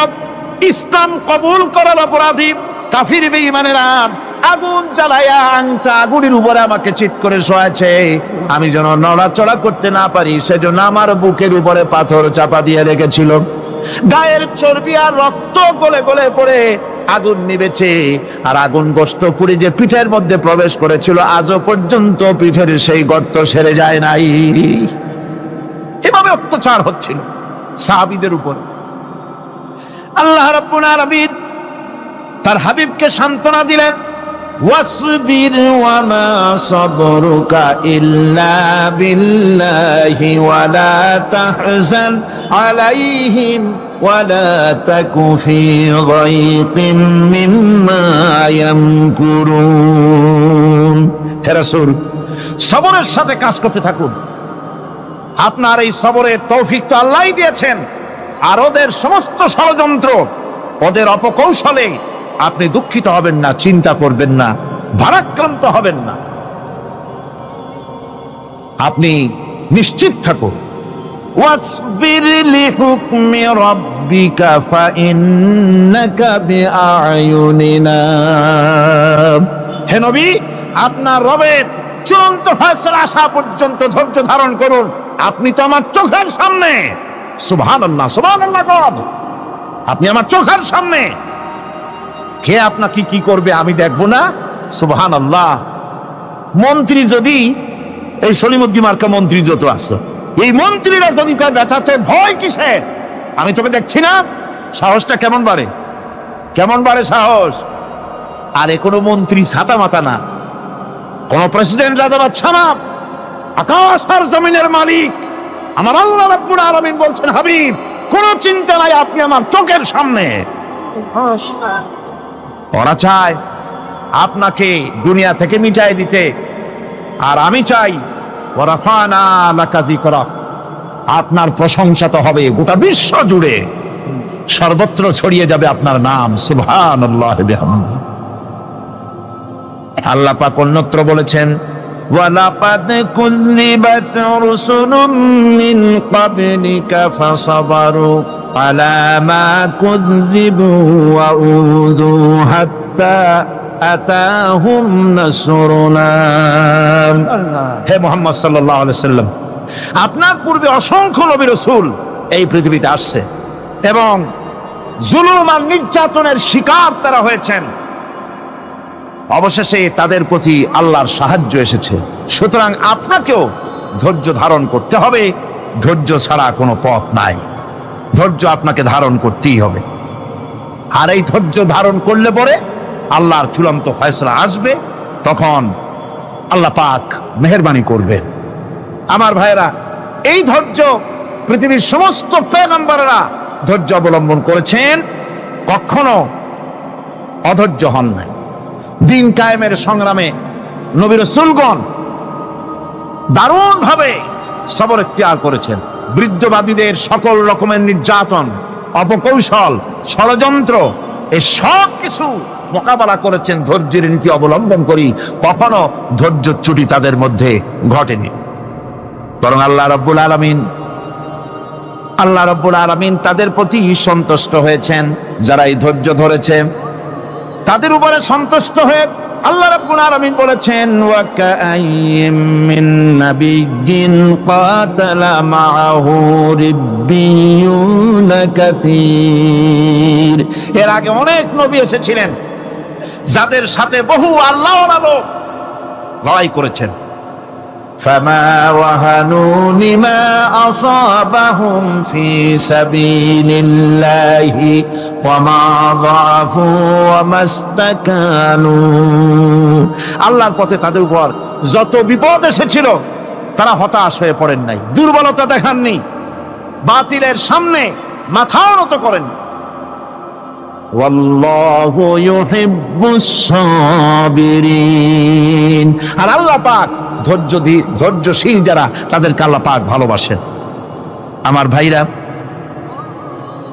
ধৈর্যের পরিচয় রাসূল করিম সাল্লাল্লাহু আলাইহি ওয়াসাল্লাম উহুদের ময়দানে যখন আক্রান্ত হয়ে গেলেন, চতুর্দিকে কাফেররা ঘিরে ধরেছে, বাঁচার কোনো পথ নাই। সাহাবায়ে কিরাম রাসূলকে পাহারা দিলেন। যারা রাসূলকে পাহারা দিতে দাঁড়াইছেন, জীবন দিয়া পাহারা দিতে দাঁড়ায় গেছে, রাসূলের দিকে মুখ দিয়া, পিঠটা বাইরের দিকে দিয়ে রাসূলকে পাহারা দেওয়া শুরু করেছেন। হুজুরকে পাহারা দিতে যারা দাঁড়িয়েছিলেন, কাফের কর্তৃক নিক্ষিপ্ত কি তীরগুলি এসে যখন বিঁধতেছিল, শুধু একজন সাহাবী হযরত তালহার পিঠের ভিতরে রাসূলকে হেফাজতের জন্য 80টা তীর একজনের পিঠের মধ্যে দিয়ে ঢুকেছে। এক অসতর্ক মুহূর্তে নবীজির ডান্ডা মোবারক শহীদ হয়ে গেল, শিরস্থান ভেঙে গেল, লোহার কড়া প্রবিষ্ট হয়ে গেল কপালের ভিতরে। হুজুর মাথা ঘুরে পড়ে গেলেন। হযরত আবু উবাইদা রাদিয়াল্লাহু তাআলা আনহু হুজুরের মস্তক মোবারককে কোলে করে নিয়ে তারপরে বহু কষ্ট করে মাথা থেকে লোহার কড়া বের করলেন। এবার ওই কড়ার ছিদ্র দিয়ে রক্ত আসতেছে, মুখ দিয়ে রক্ত পড়তেছে, দাড়ি ভিজে যাচ্ছে। বুখারী শরীফে এসেছে, আল্লাহর নবী দুইখানা হাত নিজের চেহারার উপরে মলে আনে টাটকা রক্ত চোখের সামনে দেখে বলছেন, আহারে, এই কওমের ফালাত কি করে হবে, এই কওমের মুক্তি কি করে হবে, এই কওমের নাজাত কি করে হবে, যে কওম তার নবীর চেহারা রক্ত দিয়ে লাল বানাইয়া দিল। নবীজি বললেন, আল্লাহুম্মা গফিরলি কওমি ফাইন্নাহুম লা ইয়ালামুন। আয় আল্লাহ পাক, আমার এই কওম বুঝতে পারে না, ওদেরকে মাফ করে দাও। খবর ছড়িয়ে গেল নবীজি শহীদ হয়ে গিয়েছেন। খবর ছড়িয়ে গেল চতুর্দিকে, মদিনায় খবর ছড়িয়ে গেল। মানুষ পাগলের মতো দৌড়ানো শুরু করে দিল। এক মেয়ে লোক দৌড়াচ্ছে উহুদের দিকে, কয়েকজন সাহাবীর সঙ্গে দেখা। তারা জিজ্ঞেস করলেন, দৌড়াও কেন মহিলা, যাও কই? কয় উহুদের দিকে যেতেছি। কয় যায় তো কোনো লাভ নাই, যেহেতু তোমার যে স্বামী এসেছিলেন জিহাদের ময়দানে, তিনি তো শহীদ হয়ে গেছেন। মহিলা বলতেছে, কে শহীদ হয়েছে শুনতে চাই না, আগে বলো নবীজি কেমন আছে। আবার কিছুক্ষণ পর আর কয়েকজনের সঙ্গে দেখা। তারা বলছে, মেয়ে লোক দৌড়াও কই? যাচ্ছি উহুদের দিকে। তারা বলছেন, যে কোনো লাভ নাই, তোমার যে দুইটা কলিজার টুকরা সন্তান উহুদে এসেছিল, দুটোই শহীদ হয়ে গেছে। মা বলতেছে, ও সাহাবী, কে শহীদ হয়েছে শুনতে চাই না, তাড়াতাড়ি করে বলো আল্লাহর নবী মুহাম্মদ রাসূলুল্লাহ সাল্লাল্লাহু আলাইহি ওয়াসাল্লাম কেমন আছেন। দৌড়াতে দৌড়াতে উহুদের মাঠে সাহাবায়ে কিরাম পরিবেষ্টিত আল্লাহর নবীর কাছে গিয়ে হুজুরের জীবিত চেহারা মোবারকের দিকে তাকায়া মেয়ে লোকটি কাঁদতেছে আর বলতেছে, ইয়া রাসূলুল্লাহ, আমার স্বামী মরা শোক, আমার কলিজার টুকরা দুইটা সন্তান মরা শোক আমার কলিজা থেকে মুছে গেছে, আপনি বেঁচে আছেন, তামাম মুসলমানদের চাইতে বড় সান্ত্বনা আর নাই। ভাইরা আমার, রাসূল করিম সাল্লাল্লাহু আলাইহি ওয়াসাল্লাম এভাবে করে ধৈর্যের পরিচয় দিয়েছেন। গালাগালি দেন নাই, রাগ করেন নাই, বদদোয়া করেন নাই। সুবহানাল্লাহ কোন, সুবহানাল্লাহ। ভাইরা আমার, এই সবর এমন মহান বৈশিষ্ট্য, এর মধ্যে রয়েছে জিহাদের ময়দানে যদি লোক কম হয় আর যদি তাদের মধ্যে সবর থাকে, বেশি সংখ্যক লোকের উপরে আল্লাহ পাক সবরকারীদেরকে বিজয়ী করে দিবেন। কোরআনে কারীমে রব্বুল আলামিন বলেন, কাম মিন ফিয়াতিন কালিলাতিন গালাবাত ফিআতান কাসীরাতাম বিইذনিল্লাহ আল্লাহু মা'আস সাবিরিন। এমন ঘটনার বহু নজির আছে যে কম সংখ্যক লোকেদের উপরে আল্লাহ পাক, বেশি সংখ্যক লোকেদের উপর আল্লাহ পাক কম সংখ্যক লোকদেরকে জয়ী করে দিয়েছেন। আল্লাহু মা'আস সাবিরিন, আর আল্লাহ আছে ধৈর্যশালীদের সাথে। আল্লাহ আছে কাদের সাথে? দেখেন না বদরের কামটা, বদরের ময়দান, 313 জন মুসলমান, অস্ত্রপাতি নাই, সামান্য সামান্য অস্ত্র, আর কাফেরেরা এসছে হাজারেরও বেশি। আমার বন্ধুগণ, ধৈর্য কত বড় কাম দিল, ধৈর্য ধারণ করেছেন তারা, আল্লাহর উপরে ভরসা করেছেন। আল্লাহ রাব্বুল আলামিন অস্ত্রের কাজ কি দিয়া করায় দিলেন। একজন সাহাবী এসে বলছেন, হুজুর, জিহাদের ময়দান, ইসলামের প্রথম জিহাদ, আমার কাছে তো অস্ত্র নাই, মেহেরবানি করে একটা অস্ত্র আমারে দেন, আমি লাফায় পড়ি জিহাদের মধ্যে। হুজুর বলেন, অস্ত্র তো আমার কাছে নাই, দিবটা কি? সাহাবী বলছেন, হুজুর, অস্ত্র না থাকে যা পারেন তাই দেন, আপনার হাত দিয়ে যা দিবেন আমি দাঁড়ায় থাকতে পারবো না, জিহাদে আমাকে শরীক হতেই হবে। নবীজি কাছে পেলেন একখানা শুকনা খেজুরের ডালখানা তুলে সাহাবীর হাতে তুলে দিলেন। সাহাবী বলেন, রাসূলের হাতের দেওয়া শুকনা খেজুরের ডালটা নিয়ে আমি যখন কাফেরদের ভিড়ের মধ্যে ঝাঁপায় পড়ে যখন শুকনা খেজুরের ডাল দিয়ে আঘাত দিলাম, তখন ধারালো তরবারে দিয়ে আঘাত করলে যে কাম হয়, শুকনা খেজুরের ডালের আঘাতে কাফের দ্বিখণ্ডিত হয়ে জমিনে পড়ে গেল। ভাইরা আমার, আল্লাহ রাব্বুল আলামিন সবর যারা করে, সংখ্যা যদি কম হয়, আল্লাহ পাক তাদেরকে বিজয়ী করে দেবেন, এই ওয়াদা আল্লাহ রাব্বুল আলামিন করেছেন। এই সবরের গুণ ছাড়া জান্নাতেও প্রবেশ করা যাবে না, সবর যদি না থাকে বেহেশতে যাওয়া যাবে না। ভালো করে মনে রাখেন, আল্লাহ পাক বলছেন, আম্মা হাসিবতুম আন তাদখুলুল জান্নাতা ওয়া লাম্মা ইয়া'লামিল্লাহুল্লাযীনা জাহাদু মিনকুম ওয়া ইয়া'লামাস সাবিরিন। তোমরা কি মনে করেছো এমনি বেহেশতে চলে যাবা? এটা কি মামু বাড়ির আবদার নাকি? এমনি বেহেশতে চলে যাবা? অথচ আল্লাহ রাব্বুল আলামিন এখনো দেখেন নেননি যে তোমাদের মধ্যে কারা জিহাদ করতে প্রস্তুত, কারা তোমাদের মধ্যে জিহাদ করে জান দেওয়ার জন্য প্রস্তুত, আর কারা ধৈর্যধারী, এটা তো আল্লাহ এখনো দেখে নেন নাই। সুতরাং হক এবং বাতিলের সংগ্রামে লিপ্ত হতে হবে। আল্লাহ দেখতে চান কারা জীবন দিতে চায়। সুতরাং ইসলামী আন্দোলনে যারা শরীক হবে, তাদের বিপদ এবং মুসিবত দিয়ে আল্লাহ রাব্বুল আলামিন তাদের সাহসিকতা এবং ধৈর্যের পরীক্ষা নিবেন। কোরআনে কারীম বলছেন, وَلَنَبْلُوَنَّكُمْ حَتَّى نَعْلَمَ الْمُجَاهِدِينَ مِنكُمْ وَالصَّابِرِينَ وَنَبْلُوَ أَخْبَارَكُمْ। অবশ্যই আমি তোমাদেরকে পরীক্ষার সম্মুখীন করব, আর তোমাদের মধ্যে সত্যিকার মুজাহিদ, দৃঢ়তা অবলম্বনকারী কারা, আমি তা দেখব। এটা যেন আমি দেখে নিতে পারি, সেই জন্য আমি বিপদ এবং মুসিবতের মধ্যে তোমাদের ফেলবো। ধৈর্যধারীদের উপরে আমার রহমত অবশ্যই থাকবে। খবর এমন এক সম্পদ যা ধারণ করলে পরে আল্লাহ রাব্বুল আলামিন রাষ্ট্রীয় ক্ষমতা দান করে দেন। কোন সুবহানাল্লাহ, জোরে কোন সুবহানাল্লাহ। ধৈর্য ধারণ করলে আল্লাহ রাষ্ট্রের মতো বিরাট নিয়ামত আল্লাহ হাতে তুলে দিবেন। তার প্রমাণ কোরআন শরীফ আল্লাহ বলছেন, বনি ইসরাইলরা মিশর থেকে যখন বহিষ্কার হয়ে গেল, তাদের যখন পা রাখার কোনো জায়গা থাকলো না, বনি ইসরাইলরা মিশর থেকে যখন বহিষ্কার হয়ে গেল, এরপরে আল্লাহ পাক তারা যখন ধৈর্য অবলম্বন করলো, আল্লাহ পাক তাদের ব্যাপারে বলছেন, ওয়া আওরাসনাল কওমাল্লাযীনা কানু ইউস্তাদআফুনা মাশারিকাল আরদি ওয়া মাগারিবা আল্লাতী বারাকনা ফিহা। আর তাদের স্থলে আমি নির্যাতিত লোকদেরকে প্রতিষ্ঠিত করলাম। পশ্চিম এবং উত্তরের তাদেরকে আমি পশ্চিম এবং পশ্চিম এবং পূর্বের উত্তরাধিকারী তাদেরকে বানায় দিলাম। বিরাট এলাকা তাদের হাতে আমি তুলে দিলাম। ওয়া তাম্মাত কালিমাতু রাব্বিকাল হুসনা আলা বানি ইসরাঈলা বিমা সাবারু। আর এভাবে করে আল্লাহ পাক তার কথাকে পূর্ণ করলেন বনি ইসরাইলদের উপরে। সবর এখতিয়ার করার জন্য, ধৈর্য ধরার কারণে আল্লাহ পাক রাষ্ট্রের মালিক তাদের বানাই দিলেন। যেরকম সুবহানাল্লাহ। সবর যদি করা হয় তো, যুদ্ধ যদি বাদে, যদি জাহাজ শুরু হয়ে যায়, আল্লাহ পাক বলেছেন ফেরেশতা দিয়ে সাহায্য করবে। যদি সবর থাকে তোমাদের, সবর থাকলে আল্লাহ কি দিয়ে সাহায্য করবেন? ফেরেশতা।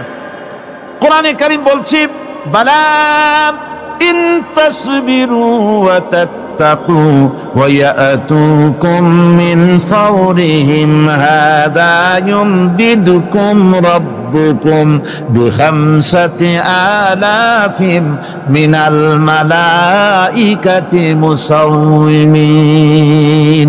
হ্যাঁ, তোমরা যদি ধৈর্য অবলম্বন করো আর আল্লাহকে ভয় করে চলো, তাহলে এক্ষুনি আল্লাহ রাব্বুল আলামিন তোমাদের জন্য কাতারে কাতারে শৃঙ্খলাবদ্ধ 10,000 ফেরেশতা দিয়ে তোমাদেরকে সাহায্য করবেন। সুবহানাল্লাহ। তোমাদেরকে ফেরেশতা দিয়ে সাহায্য করা হবে। তোমরা যদি সবর এখতিয়ার করো, তাহলে সংখ্যা যদি কম হয়, বেশি সংখ্যার উপরে জয়ী করে দেব। ইয়াকুম মিনকুম 20 সাবিরুনা ইয়াগলিবু মিয়াতাইন। যদি তোমাদের ভিতরে ধৈর্যশীল 20 জন হয়, আমি 200 কাফেরের বিরুদ্ধে তোমাদেরকে জয়ী করে দেব। সুবহানাল্লাহ। তোমরা যদি হও ধৈর্যশীল 200, কি কয় 20 জন, 200 কাফেরের উপরে তোমরা জয়যুক্ত হয়ে যাবে। আর বিপদ আর মুসিবতে যারা ধৈর্য ধরে, তাদের জন্য আল্লাহর পক্ষ থেকে সুসংবাদ। সুসংবাদ কাদের জন্য? ধৈর্যধারীদের জন্য। কোরআনে কারীম বলছে, ওয়াবাশশিরিস সাবিরিনাল্লাযীনা ইযা আসাবাতহুম মুসিবাতুন ক্বালু ইন্না লিল্লাহি ওয়া ইন্না ইলাইহি রাজিউন। সুসংবাদ সেই সব ধৈর্যশালীদের জন্য যারা নাকি বিপদ এবং মুসিবতে আসলে যারা বলে, কি বলে? পড়েন আমার সাথে, ইন্না লিল্লাহি ওয়া ইন্না ইলাইহি রাজিউন। এটা শুধু আমাদের লোকেরা কেউ মরলে পড়ে, এটা শুধু মরার সময় নয়, বরং যে কোনো বিপদ আর মুসিবত এলে মুমিন বান্দা যারা, তারা কি পড়বে? ইন্না লিল্লাহি ওয়া ইন্না ইলাইহি রাজিউন। নিশ্চয়ই নিশ্চয়ই আমরা আল্লাহর জন্য এবং আমাদের সকলকেই আল্লাহর কাছে ফিরে যেতে হবে, প্রত্যাবর্তিত হতে হবে। সবরকারীদের জন্য রয়েছে জান্নাতের সুউচ্চ সম্মানের জায়গা। জান্নাতে সবচেয়ে সম্মানজনক জায়গা আল্লাহ রাব্বুল আলামিন ধৈর্যশালীদেরকে দান করবেন। কোরআনে কারীম বলছে, উলাইকা ইউজসাউনাল গুরফাতা বিমা সাবারু ওয়া ইউলাক্কাউনা ফিহা তাহিয়াতাও ওয়া সালামা। এরা হলো সেই সব লোক যাদেরকে প্রদান করা হবে বেহেশতের সুউচ্চ মঞ্জিল, কারণ তারা সবর এখতিয়ার করেছিল, তারা সবর করছিল, এই জন্য বেহেশতের সবচাইতে ভালো জায়গা তাদের দেওয়া হবে। কোন আলহামদুলিল্লাহ, জোরে কোন আলহামদুলিল্লাহ। এবং জান্নাতে সবরকারীদেরকে সম্বর্ধনা দেওয়া হবে, সম্বর্ধনা দেওয়া হবে। খালিদিনা ফিহা হাসুনাত মুস্তাকাররাও ওয়া মুকামা। চিরদিন তারা জান্নাতের ভেতরে বসবাস করবে এবং কতই না সুন্দর, কতই না উত্তম জায়গা সবরকারীদের জন্য আল্লাহ বেহেশতের মধ্যে রেখে যাবেন। জান্নাতে প্রবেশ করার সাথে সাথে চতুর্দিক থেকে ফেরেশতারা ছুটে আসবে সবরকারীদের জন্য।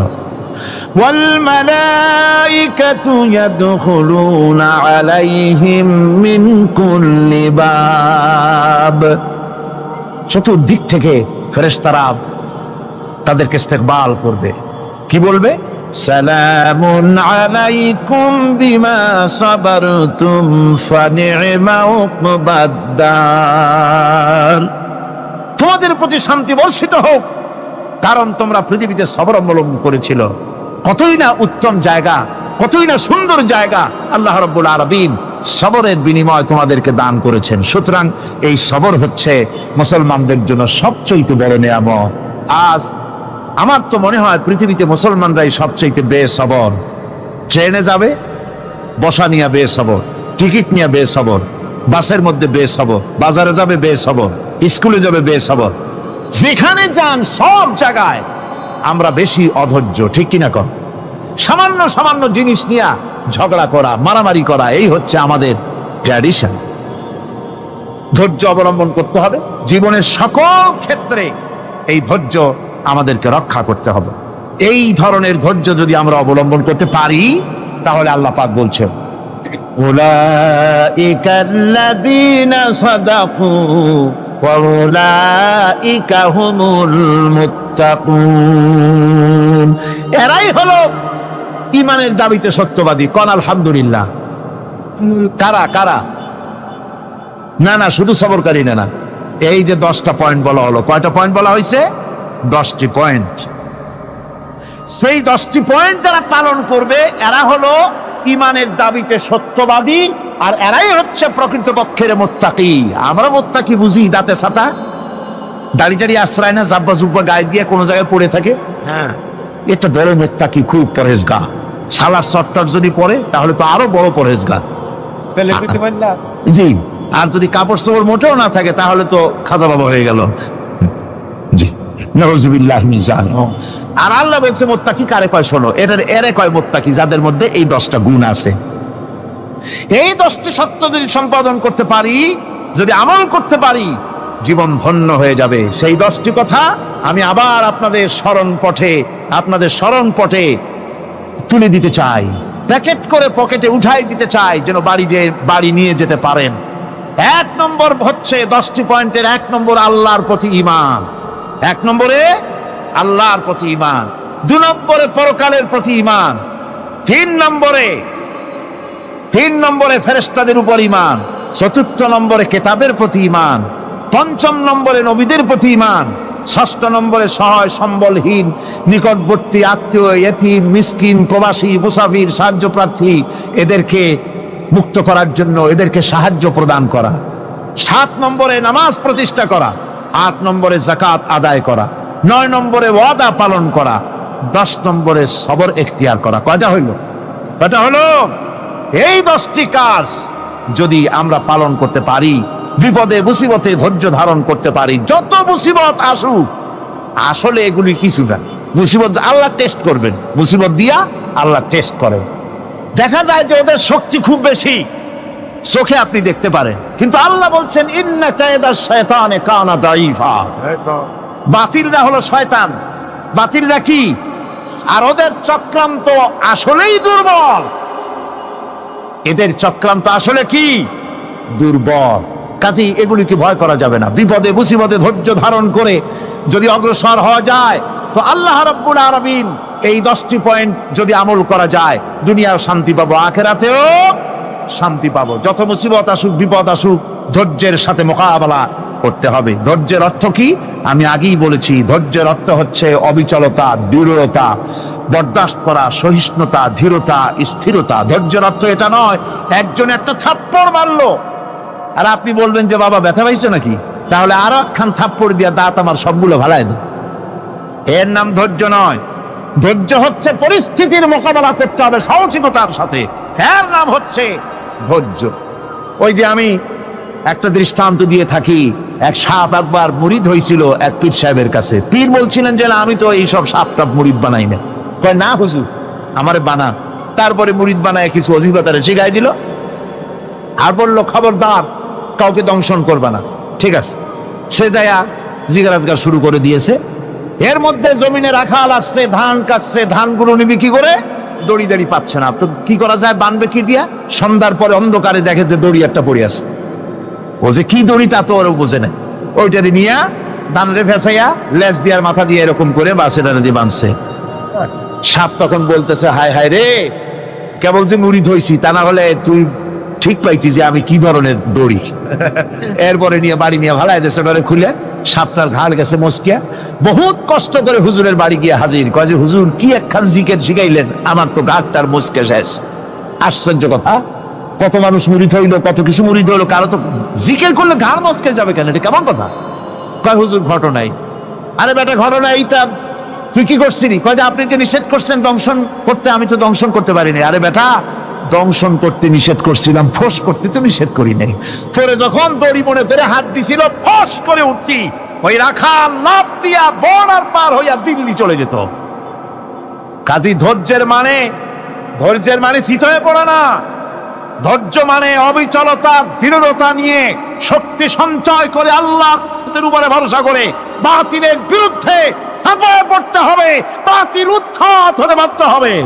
অনাটনে, বিপদে, মুসিবতে আর হক আর বাতিলের সংঘর্ষ চলাকালীন ধৈর্য ধারণ করা, এটা হলো সবচাইতে একটা বড় কোয়ালিটি। কোরআনে কারিমে সবর শব্দটি সবচাইতে বেশি ব্যবহার করা হয়েছে। সর্বাধিক ব্যবহৃত শব্দ কোনটি? সবর। সবর আরবি একটি মৌলিক শব্দ, এমন একটি মৌলিক শব্দ যার তাৎপর্য অন্য কোন ভাষা দিয়া খবরটা বললে যেমন বোঝানো যায়, অন্য কোন ভাষা দিয়া এটার অর্থ করে এটার হক আদায় করা সম্ভব না। আর এই সবর কোরআনে কারিমে বিভিন্ন জায়গায় বিভিন্ন অর্থে ব্যবহার হয়েছে। যেমন সবর শব্দের অর্থ হচ্ছে অবিচলতা, বাংলায় যা বোঝানো যায়। সবর শব্দের অর্থ হচ্ছে অবিচলতা, দৃঢ়তা, সহিষ্ণুতা, মন মেজাজের সমতা, ধীরতা, স্থিরতা, কষ্ট সহিষ্ণুতা, বরদাস্ত করা। এগুলি এই সবরের এই শব্দ, এই অর্থগুলি কোরআনে কারিমের বিভিন্ন জায়গায় বিভিন্ন রকম এটাকে ব্যবহার করা হয়েছে। সবর একটি মৌলিক মানবীয় গুণ। এই গুণ যার মধ্যে আছে, সে তার নৈতিকতার শীর্ষে পৌঁছে যেতে পারে। আর এই গুণটি যার মধ্যে অভাব, এই সবর যার ভিতরে নাই, সে মানুষের পর্যায়ে পড়ে না। যত অসুবিধা, যত কষ্ট, যত রকমের বিপদ মুসিবত, যত রকমের অসুবিধার সৃষ্টি হয়, তার মূলীভূত কারণ হচ্ছে ধৈর্যের অভাব, সবরের অভাব। দুনিয়ার সমস্ত নবী রাসূলগণ সবর অবলম্বন করেছেন। তারা ছিলেন সবরের মূর্ত প্রতীক। সবর কাকে বলে দুনিয়াবাসীকে তারা তা দেখিয়ে দিয়েছেন। নিজ নিজ কওমের কাছ থেকে যখন কওমের কাছে নবীরা দাওয়াত দিয়েছেন, ইসলামের দ্বীনের দাওয়াত দিয়েছেন, তখনই সমাজপতিরা, রাষ্ট্রশক্তি তাদের উপরে, নবীদের উপরে ভেঙে পড়েছে, অত্যাচার করেছে। আল্লাহর পয়গম্বরেরা এই সমস্ত অত্যাচারের মোকাবেলায় চরম ধৈর্যের পরিচয় দিয়েছেন। কোরআনে কারিমে উল্লেখ করা হয়েছে, অত্যাচারের মোকাবেলায় আম্বিয়া কেরাম যা বলেছেন সেটা হলো এই, ওয়ামা লানা আল্লা নাতাওয়াক্কালা আলাল্লাহি ওয়া ক্বাদ হাদানা সুবুলানা। আল্লাহ পাক বলেন, পয়গম্বরেরা বলেছেন আমরা আল্লাহর উপরে ভরসা করব না, তো কার উপরে ভরসা করব? তিনিই তো আমাদেরকে সঠিক পথ দেখিয়েছেন, সঠিক রাস্তা আমাদের দেখিয়েছেন, সুতরাং তার উপরেই তো আমরা ভরসা করব। ওয়ালানাসবিরান্না আলা মা আদাইতুমুনা ওয়া আলাল্লাহি ফালিয়াতাওয়াক্কালিল মুতাওয়াক্কিলুন। তোমরা আমাদের যে সব কষ্ট দাও, পীড়ন দাও, সেজন্য আমরা ধৈর্য অবলম্বন করব। তোমরা আমাদেরকে কষ্ট দিচ্ছ, আমরা ধৈর্য অবলম্বন করব আর ভরসা করব কেবলমাত্র তার উপরে যে আল্লাহ রাব্বুল আলামিন আমাদেরকে নবী করে পাঠিয়েছেন, সেই ভরসা করতে হলে সেই আল্লাহর উপরেই তো ভরসা করা উচিত। আমরা সেই আল্লাহর উপরে ভরসা করে আছি। তোমাদের যত খুশি আমাদের বিরুদ্ধে ষড়যন্ত্র করো, আমাদেরকে অত্যাচার করো। কোরআনে কারিমে হযরত হুদ আলাইহিস সালামের ঘটনা আল্লাহ রাব্বুল আলামিন এভাবে এনেছেন, তামাম এলাকার মানুষ তার বিরুদ্ধে ক্ষিপ্ত হয়ে গিয়েছে। সমাজের লোক, রাষ্ট্রশক্তি হযরত হুদ আলাইহিস সালামের উপর অত্যাচারের পাহাড় ভেঙে দিয়েছে। হযরত হুদ আলাইহিস সালাম একা মানুষ, সমাজের রাষ্ট্রশক্তির এই দুর্বিসন্ধি আর ষড়যন্ত্রের চ্যালেঞ্জ তিনি গ্রহণ করলেন। আর তিনি বললেন, তিনি যেটা বললেন আল্লাহ পাক কোরআনে তা কোট করে দিলেন। দুনিয়ার সমস্ত ইসলামী আন্দোলনের কর্মীদের জন্য আল্লাহ পাক কোট করে দিলেন, সমস্ত মুমিনদের জন্য তা উল্লেখ করলেন। হুদ আলাইহিস সালাম তিনি জাতিকে বললেন, ফাকিদুনি জামিআন তুম্মা লা তুনদিরুন। তোমাদের যত ক্ষমতা আছে সমস্ত ক্ষমতা নিয়ে আমার বিরুদ্ধে তোমরা ষড়যন্ত্র করো, আর আমাকে এতটুকু অবকাশ দিও না।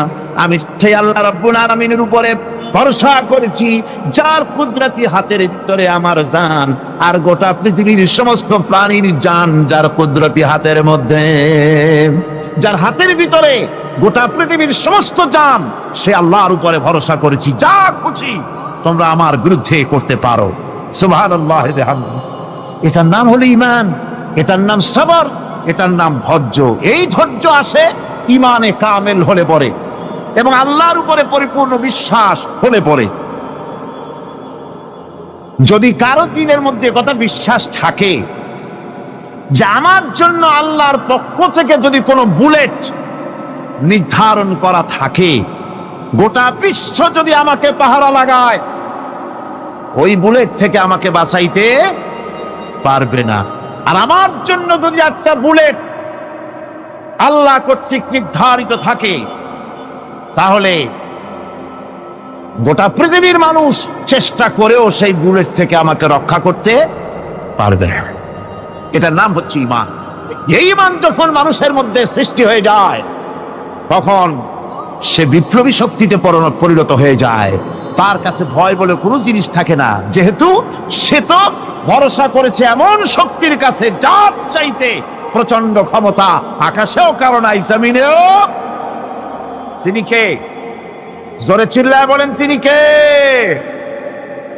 আমার বন্ধুগণ, রাসূল করিম সাল্লাল্লাহু আলাইহি ওয়াসাল্লাম হিজরতের রাতে সৌর পাহাড়ের গাড়ে সৌরের কাছে যখন চলে গেছেন, ফজরের রক্ত হয়ে হয়ে আসতেছে। হযরতে আবু বকর রাদিয়াল্লাহু তাআলা আনহু বলছেন, হে আল্লাহর রাসূল, এখন আর অগ্রসর হওয়া ঠিক হবে না, বেলা উঠে গেলে ধরা পড়ে যাব। এখানে গুহা আছে, ভিতরে প্রবেশ করি। হযরতে আবু বকর রাসূলের সম্মতি পেয়ে হযরতে আবু বকর রাদিয়াল্লাহু তাআলা আনহু বলছেন, ইয়া রাসূলুল্লাহ, পাহাড়িয়া গুহা, সাপ বিচ্ছু থাকতে পারে, আমাকে অনুমতি দেন, আমি আগে ভিতরে ঢুকে সাফ করে আপনাকে ডাকি। ভিতরটা সাফ করে তিনি ডাকলেন। রাসূল করিম ভিতরে ঢুকে বলছেন, আবু বকর, পাহাড় বেয়ে বেয়ে বড্ড কষ্ট হয়েছে, একটু বসো, তোমার উরুর উপরে মাথা রেখে আমি একটু ঘুমাইয়া যাই। আল্লাহর নবী আরাম ফরমাচ্ছিলেন। সকালবেলায় কাফির বেঈমানরা যখন আস্তে আস্তে করে গুহা মুখে পৌঁছে গেছে, পায়ের চিহ্ন এখানে শেষ, তাদের নিশ্চিত ধারণা এর ভিতরে নবীজি আছেন। বলছে, বেরিয়ে আসো। একজন বলে নাই, আর একজন বলে আছে। এভাবে তাদের মধ্যে দ্বিমত হয়ে গেল। হযরত আবু বকর বলছেন, ইয়া রাসূলুল্লাহ, আমরা তো ধরা পড়ে গেছি, আমাদের তো আর উপায় নাই। এই গুহাটা এতই অগভীর, শুয়ে যদি হাঁটু উঁচু করা যায় উপর থেকে দেখা যায়, বসলে পরে মাথা দেখা যায়, ধরা তো পড়ে গেছি, উপায় নাই। আল্লাহর নবী তখন তার হাবিব, তার বন্ধুকে কি বললেন? বিশ্ববাসীর জন্য আল্লাহ পাক কোরআনে তা উঠায় দিলেন। নবীজি তার বন্ধুকে ডেকে বললেন, লা তাহজান ইন্নাল্লাহা মা'ানা। ও আমার সাথী, কোনো চিন্তা করো না, ভয় পেও না, শঙ্কিত হয়েও না, আমরা মাইনরিটি নই, আমরাই মেজরিটি, কারণ আল্লাহ রাব্বুল আলামিন আমাদের সাথে আছেন। সুবহানাল্লাহ। এই চিন্তা, এই ধারণা যদি মানুষের মনের মধ্যে থাকে, তাহলে কখনোই তার মন দুর্বল হবে না, ঈমান দুর্বল হবে না। ربنا ظلمنا أنفسنا وإن لم تغفر لنا وترحمنا لنكونن من الخاسرين ربنا لا تزغ قلوبنا بعد